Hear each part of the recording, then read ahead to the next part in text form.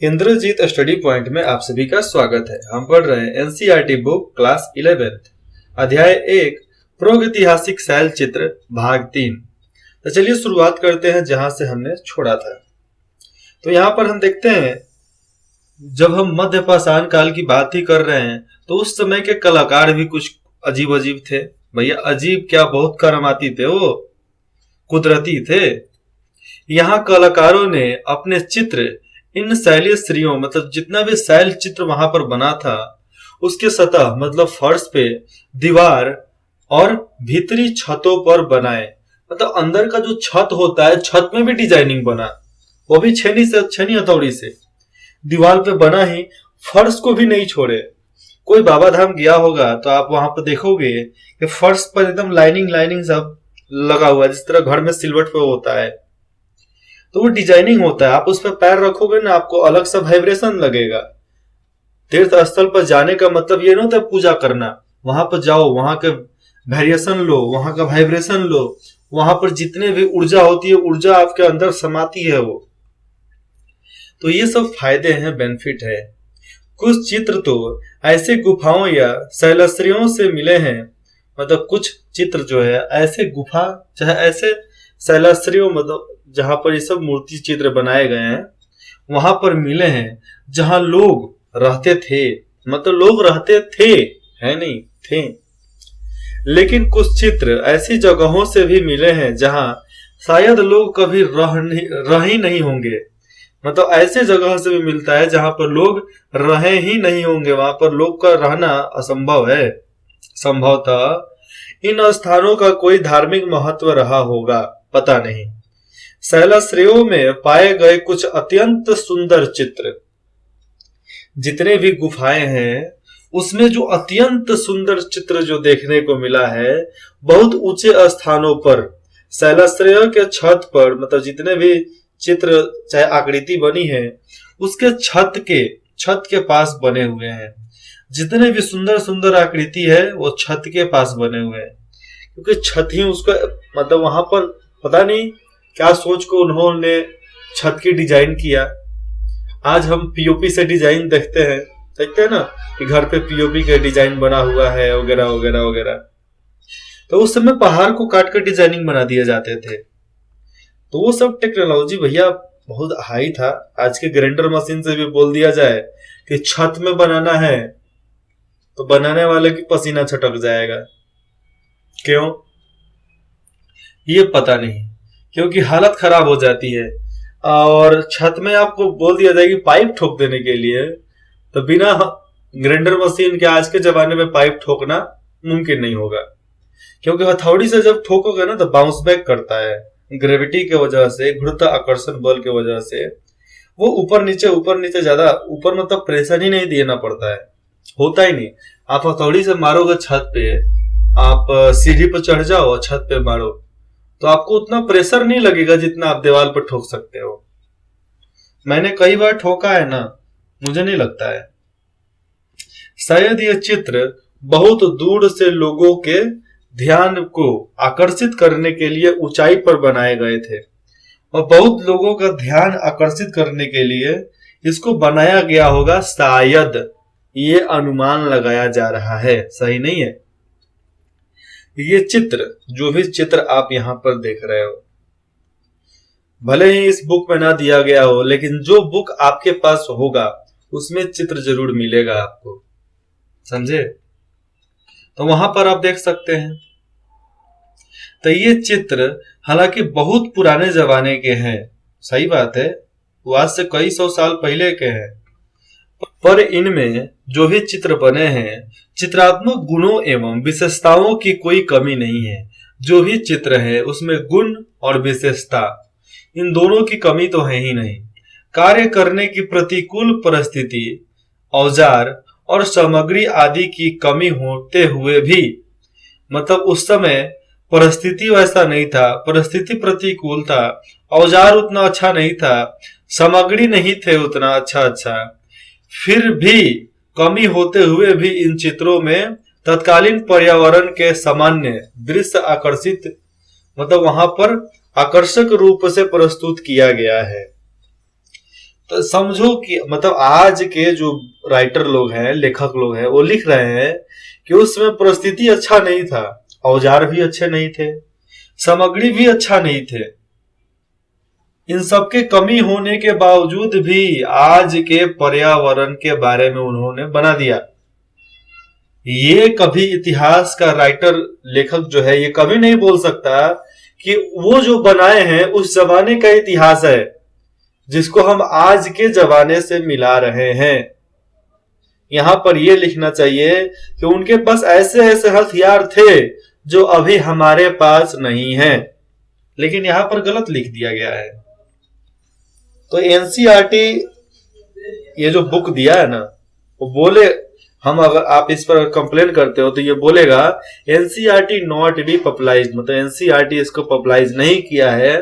लेकिन आप play store पे जाओगे, एनसीईआरटी बुक एप्लीकेशन को इंस्टॉल करोगे तो बुक उसमें से जाकर डाउनलोड करने के बाद यही बुक आएगा, यही पीडीएफ आएगा। लेकिन वो लोग क्या बोलेंगे, हमने नहीं किया है, हमने नहीं किया है।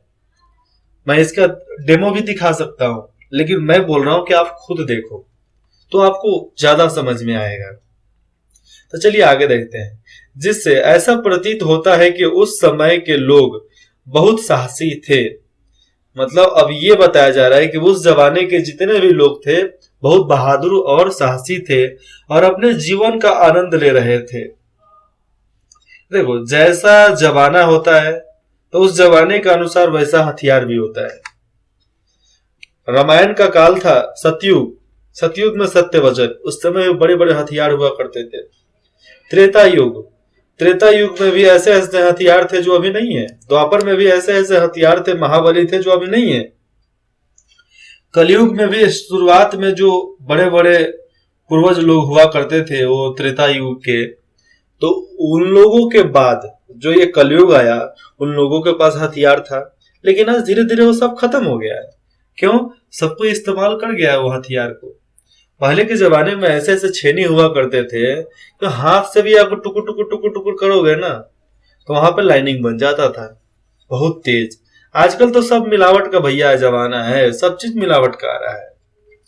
पशुओं को तो वास्तविकता से, पशु जितने भी जंगली जानवर थे तो पशुओं को तो वास्तविकता से भी अधिक तगड़ा और रौबदार दिखाया गया है। तगड़ा एकदम, बहुत ज्यादा मुस्टंडा, एकदम बड़ियार दिखाया गया है, मजबूत।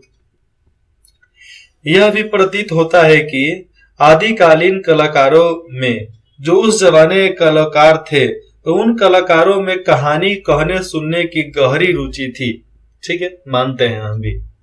इन चित्रों में बड़े ही नाटकीय रूप से मनुष्यों और जानवरों को स्वयं को जीवित रखने के लिए संघर्षित दिखाया गया है। मतलब जितने भी नाटक चाहे चित्र यहाँ पर देखने को मिल रहा है उसमें स्वयं को जीवित रखने का जो भी उन लोगों का संघर्ष था, रोजमर्रा का काम, उन सबको दिखाया गया है। एक दृश्य में कुछ लोगों को, यहाँ पर देखो शिकार का दृश्य, यहाँ पर शिकार किया जा रहा है, जानवरों से जानवरों का शिकार किया जा रहा है। आगे हमने क्या पढ़ा, लोगों को मध्य पाषाण युग के चित्रों में चित्र, जितने भी उस समय चित्र बने थे तो चित्रों में शिकार के दृश्य बहुलता में पाए जाते हैं। बहुत ज्यादा शिकार का दृश्य उसमें पाया जाता है। जब आप उमरकोट के गुफा में जाओगे, मध्य प्रदेश का जितना भी गुफा है उसमें आप जाओगे तो आपको ये सब देखने को मिलेगा। भीमबेटका, उसमें भी आपको मिलेगा ये सब। एलोरा का गुफा जो है वहां पर भी आपको बहुत कुछ देखने को मिलेगा। मैं तो कभी गया नहीं हूँ, समय नहीं मिला और मुझे कोई लेकर भी नहीं गया। स्कूल से भी कभी कैंपेन नहीं जाता था, और जाता भी था तो लोग पैसा देना नहीं चाहते थे। 10 लोग दे देंगे तो बाकी सब नहीं देंगे, तो 10 लोगों के पास लोड ज्यादा पड़ जाएगा, इसलिए नहीं ले जाया जाता था। आगे देखते हैं। यह ऐसा ही एक दृश्य है जिसमें लोगों को एक और समूह, मतलब लोगों को एक समूह भैंसे को मारते हुए दिखाया गया है। देखो यहाँ पर भैंसा की तरह दिख रहा है, भैंसा नहीं दिख रहा है ना, तो भैंसा को मारते हुए दिखाया गया है। कुछ घायल व्यक्तियों को इधर उधर पड़ा दृश्य, मतलब कुछ घायल व्यक्ति को इधर उधर दिखाया गया, अच्छा यहाँ पर है, लेकिन भैंसा कहाँ है?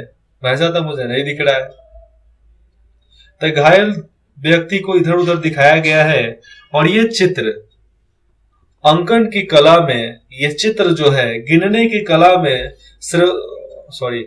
श्रेष्ठता का प्रदर्शन करता है, मतलब सबसे ज्यादा श्रेष्ठता अपने बल का प्रदर्शन करता है।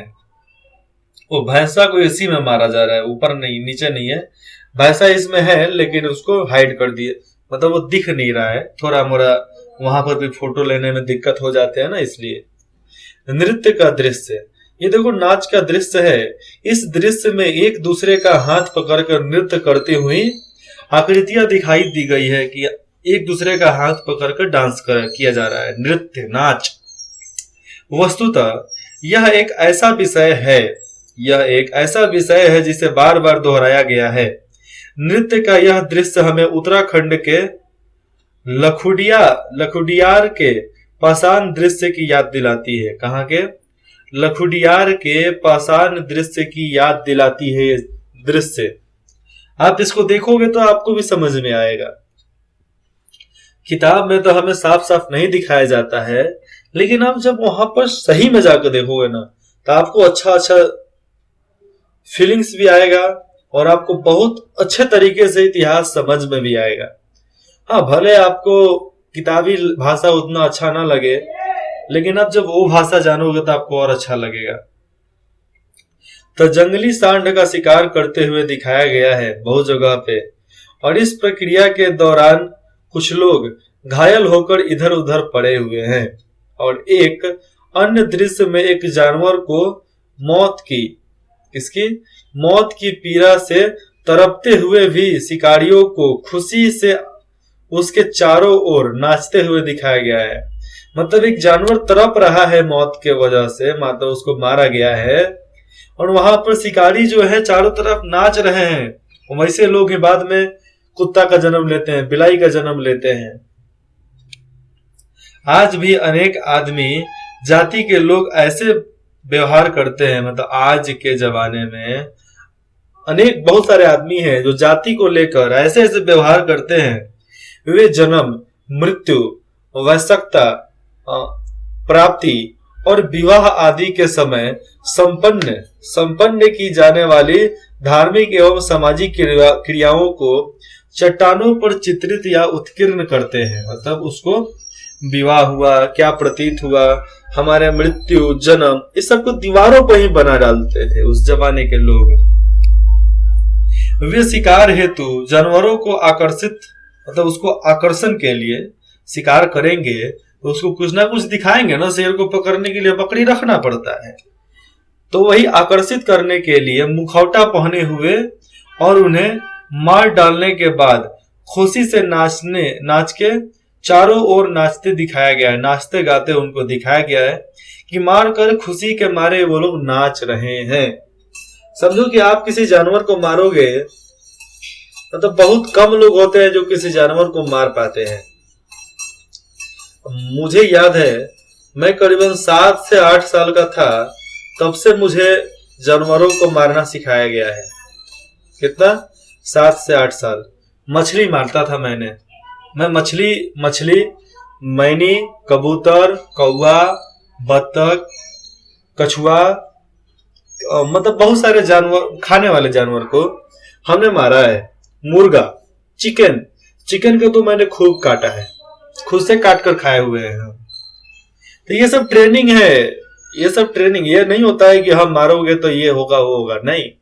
ये सब ट्रेनिंग है कि आप आगे जाकर इस फील्ड में आगे कुछ करोगे तो आपको इससे घिन ना पड़ेगा। कभी कभी मैं सोचता हूँ, धर्म के अनुसार सोचूं तो मुझे लगता है कि जानवरों को मार रहा हूं, ये कर रहा हूं, मच्छर को मार रहा हूं, जीव जंतुओं को मारता हूं, मतलब हम उसको जब जन्म नहीं दे सकते तो मार कैसे सकते हैं जी। तो ये मैं सोचता रहता हूं कभी, लेकिन फिर उसी दिमाग में आता है कि अगर आप मार रहे हैं तो विधि का विधान है कि आप उसको आप ही के हाथों से मरना है। पहला बात। दूसरी बात यह हो जाती है क्योंकि आपसे बहुत ज्यादा काम करवाना है, इसलिए आपको ट्रेनिंग दिया जा रहा है, तो हम ट्रेनिंग समझकर खुश रहते हैं हमेशा। ऐसे चित्रों से यह प्रकट होता है कि मनुष्य में जानवरों पर अधिकार रखने का भाव पैदा हो गया है, कि जानवरों पर अपना अधिकार रखा जा सकता है। इसीलिए आज घर घर में जाओगे तो गाय बंधा दिख जाएगा, गांव में, शहर में नहीं, क्योंकि शहर में अपने खाने का निवाला कम पड़ जाता है, तो जानवर को कहां से खिलाएंगे। जहां अकेले जानवर के चित्र बनाए गए हैं उनमें आदिकालीन कलाकारों की उत्कृष्ट चित्रण कला स्पष्ट दृष्टिगोचर होती है। मतलब जहां पर अकेले किसी जानवर को बनाया गया है, वह कलाकारों की, जो भी उस जमाने के कलाकार थे, उनकी चित्रकला स्पष्ट दिखाई देता है।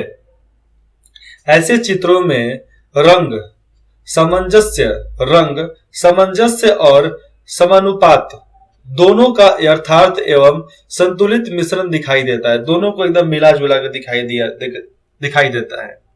एक दिलचस्प बात यह है कि शैल कला, एक मतलब सोचने वाली बात यह है कि शैल कला के अनेक स्थानों पर, शैल कला के अलग अलग जगहों पर अक्सर नए चित्र पुराने चित्रों पर बनाए गए हैं। मतलब जितना भी नया चित्र है पुराने चित्र पर बनाए गए हैं।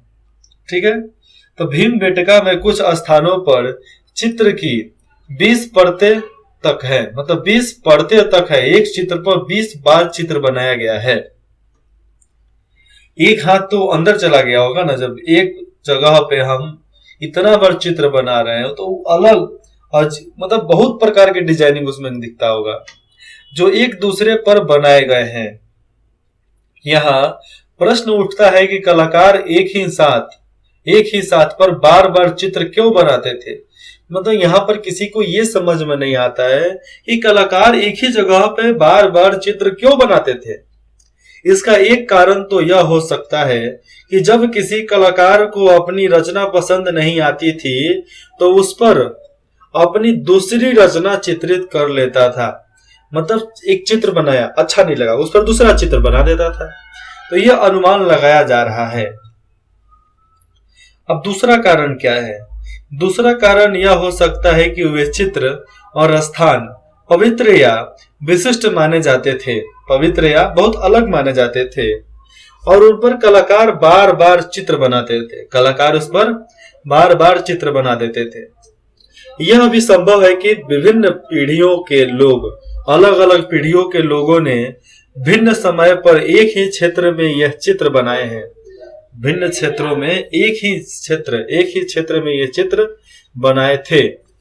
और इन परक ऐतिहासिक चित्रों से, और जितने भी ऐतिहासिक चित्र हैं उससे हमें तत्कालीन मनुष्य और उनकी जीवन, अभी के मनुष्य और इनकी जीवन शैली, उनका खाना पीना, खान पान, उनकी आदतें, उनकी दैनिक गतिविधियां और यहाँ तक कि अनेक मनमास्तिक तथा चिंतन को जानने समझने में सहायता मिलती है। मैं आपको बताऊं तो आप कभी कभी किसी फोटो में देखे होंगे, किसी चित्र में, रील्स में देखे होंगे कि उस जमाने का लोग किसी मूर्ति में हाथ में टैब पकड़ा दिया था, कान के पास फोन धरा दिया था। मतलब वो लोग कल्पना कर लिए थे कि आगे चलकर फोन का आविष्कार होगा, आगे चलकर टैब का आविष्कार होगा। उस जमाने में वो लोग कल्पना कर चुके थे। तो प्रागैतिहासिक कला, जितने भी इतिहास कला है, वे अवशेष विशेष रूप से अनेक प्रकार के पत्थरों के हथियार, औजार, मिट्टी के खिलौने और हड्डियों के टुकड़े मानव सभ्यता के विकास के महान साक्ष्य हैं।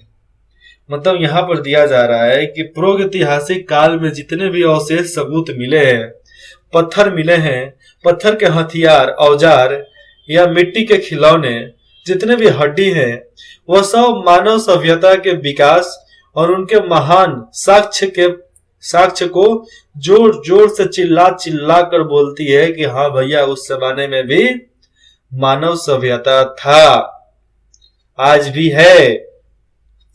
उस जमाने के जितने भी मानव थे, कितने महान थे, कितने साक्ष्य थे, सब बताया जाता है। तथापि उन सबसे अधिक महत्वपूर्ण तो यह शैल चित्र है। उन सबसे ज्यादा महत्वपूर्ण जो है वह यह शैल चित्र है जो आदिकालीन मानव हमारी मूल्य धरोहर के रूप में हमारे लिए छोड़ गए हैं।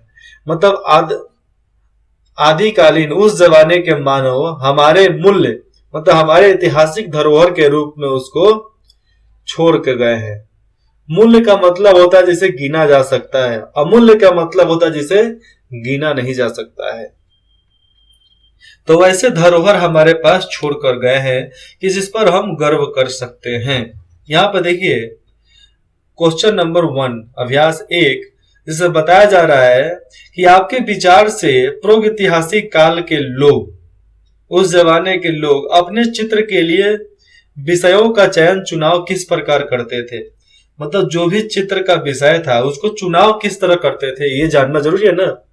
वो अपने दैनिक कार्य को ही प्रदर्शित करते थे, ये इसका जवाब है। इसको बड़े में आपको संक्षिप्त में नहीं, उसको अच्छे से बड़ा विवरण देकर आपको बताना है। 2 नंबर, गुफा चित्रों में मानव आकृति की अपेक्षा जानवरों की आकृतियां अधिक होने के क्या कारण है। मतलब जानवरों की फोटो ज्यादा क्यों है, क्योंकि उस समय मानव जानवरों को ही ज्यादा थोड़ा महत्व देते थे, यही कारण है। 3 नंबर, आपका जो है वो आप लिख कर सबमिट कर सकते हैं, टीचर को दिखा सकते हैं, नहीं तो आप हमें भेज सकते हैं, मेल आपको मिल जाएगा, मेल पर आप ट्रांसफर कर सकते हैं। 3 नंबर, इस अध्याय में प्रागैतिहासिक काल के अनेक गुफा चित्र दिए गए, मतलब अलग अलग चित्र दिए गए हैं गुफा का, ठीक है। उनमें कौन सा चित्र आपके सबसे अधिक पसंद, मतलब आपको सबसे ज्यादा पसंद है, उस चित्र का समालोचनात्मक विवेचन दीजिए। मतलब जो भी चित्र आपको पसंद है इस अध्याय में उसका विवेचन आपको देना है विस्तार से। 4 नंबर, भीमबेटका के अलावा कौन से प्रमुख स्थल है जहां से प्रागैतिहासिक चित्र पाए गए हैं। भीमबेटका के अलावा अमरकोट है, एलोरा की गुफाएं हैं और बहुत सारी गुफाओं का नाम आपको इस बुक में भी दिया गया है, तो वहां से मिले हैं। इन चित्रों के भिन्न भिन्न पहलुओं पर इनकी तस्वीरों या रेखा चित्रों के साथ एक रिपोर्ट तैयार करें और उसके बाद आज के समय में चित्र, ग्राफिक्स आदि बनाने के लिए दीवारों का सतह, आज के जमाने में वैसा बनाने के लिए दीवारों के सतह के रूप में किस प्रकार उपयोग किया जाता है। मतलब आज के दीवार पर हम कोई चित्र बनाएंगे तो कैसा बना सकते हैं, किस प्रकार बना सकते हैं, उपयोग कैसा किया जा सकता है। क्योंकि आज का जो भी बनेगा वो 5 से 10 साल के बाद वो बर्बाद हो जाएगा, लेकिन उस जमाने के लोग बनाते थे तो आज हजारों साल से चल रहा है। ये देखिए भारत का दृश्य है जहां पर आपको घूमने लायक जगह है। पेशावर, श्रीनगर, गुमला, रहमान डेरी, हड़प्पा, ये सब तो अभी सिंध में पाकिस्तान में है, तो ये सब पाकिस्तान में चला गया। मंदा, नगर, कटपालो, दधेड़ी, रोपड़, भगवानपुर, बनावली, बालू, अमरावती, दिल्ली, सिसवाल, कालीबंगा पाकिस्तान में है। कोटदी जी, चानहू दोड़ी, मोहनजोदारो भी पाकिस्तान में ही है। कागेंदोड़, सोख्ता खो, अमरी, कराची, सुरकोटर, रंगपुर, रोजरी, लोथल, भगतराव, कोलकाता वगैरह में उतना ज्यादा नहीं दिया है, बाकी सब इधर ही है। दाइमाबाद, मुंबई, भागतराव, तो ये सब जगहों पर आपको ज्यादा ये सब गुफा देखने को मिलेगा जहां पर आकृति बने हुए हैं। और इधर नीचे साउथ में भी है, चेन्नई, कर्नाटक, केरल, यहाँ पर आंध्र प्रदेश, तेलंगाना, ये सब में भी आपको मिलेगा। श्रीलंका में भी बहुत अच्छा जगह है घूमने लायक। प्राचीन नगर भी है। अच्छा, ये जितना भी गोल वाला है प्राचीन नगर, आधुनिक नगर, तो गोल वाला इसमें दिखाई ऐसा दे नहीं रहा है क्योंकि दोनों को बांटे नहीं गए हैं, यहाँ पर बांटा ही नहीं गया है। तो चलिए इसके अब यहाँ पर ये खत्म होता है और आगे जब हम पढ़ेंगे तो सिंधु घाटी की सभ्यता के बारे में पढ़ेंगे, सिंधु घाटी के कलाओं उसके बारे में पढ़ेंगे कि सिंधु घाटी की सभ्यता कैसी थी, कितनी ऊपर थी और क्या क्या उसमें हुआ था। ठीक है, आपको जो चीज भी डाउट है, कहीं भी समझ में नहीं आया, आप बेझिझक कमेंट करके हमें बता सकते हैं कमेंट सेक्शन में। इंद्रजीत स्टडी पॉइंट में जुड़ने के लिए आप सभी का बहुत बहुत धन्यवाद। आशा करता हूं आप हमारे साथ ऐसे ही बने रहेंगे। धन्यवाद।